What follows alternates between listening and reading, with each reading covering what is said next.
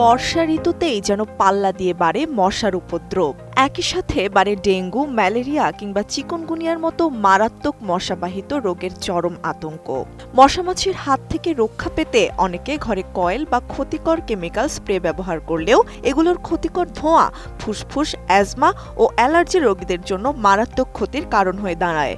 অথচ কোনো ধরনের পার্শ্ব প্রতিক্রিয়া ছাড়াই রান্নাঘরের অতি পরিচিত মশলা রসুন ব্যবহার করেই খুব সহজেই ঘরকে শতভাগ মশামুক্ত রাখা সম্ভব। আয়ুর্বেদ শাস্ত্রে রসুনকে বহুকাল ধরেই প্রাকৃতিক কীটনাশক হিসেবে ব্যবহার করা হয়ে আসছে। মূলত রসুনে থাকা অ্যালিজিন নামক শক্তিশালী সালফারযুক্ত যৌগ ও এর তীব্র ঝাঁঝালো গন্ধই মশার প্রধান শত্রু হিসেবে কাজ করে। মশারা মূলত মানুষের শরীরের ঘাম ও নিঃশ্বাসের সাথে বের হওয়া কার্বন ডাই অক্সাইডের গন্ধ শুঁকে কাছে আসে, কিন্তু বাতাসে রসুনের বাষ্প বা গন্ধ ছড়িয়ে পড়লে মশা তার শিকার খোঁজার অনুভূতি হারিয়ে ফেলে। নোভা এলইডি টিভি, ঝকঝকে ছবি, নিখুঁত শব্দ, ৫ বছরের ওয়ারেন্টি। নোভা মানে সঠিক মান, নিশ্চিত সেবা।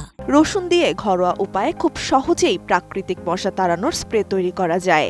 এর জন্য ১০-১২ কোয়া রসুন ভালো করে থেঁতো করে পানিতে ফুটিয়ে ছেঁকে নিয়ে স্প্রে বোতলে ভরে রাখতে হবে।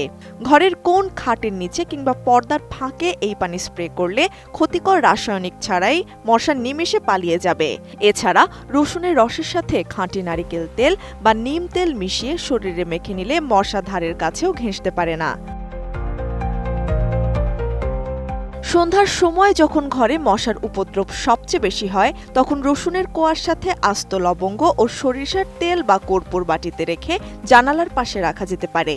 এমনকি পানিতে থেঁতো করা রসুন দিয়ে বাষ্প ছড়িয়ে দিলে পুরো ঘরের বাতাস যেমন বিশুদ্ধ ও সতেজ থাকে, তেমনি মশার প্রবেশ পুরোপুরি বন্ধ হয়।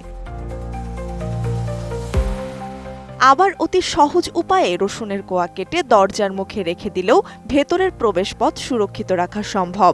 রসুনের কাটা অংশের তীব্র তাজা গন্ধ বাইরের মশাকে ভেতরে প্রবেশ করতে বাধা দেয়।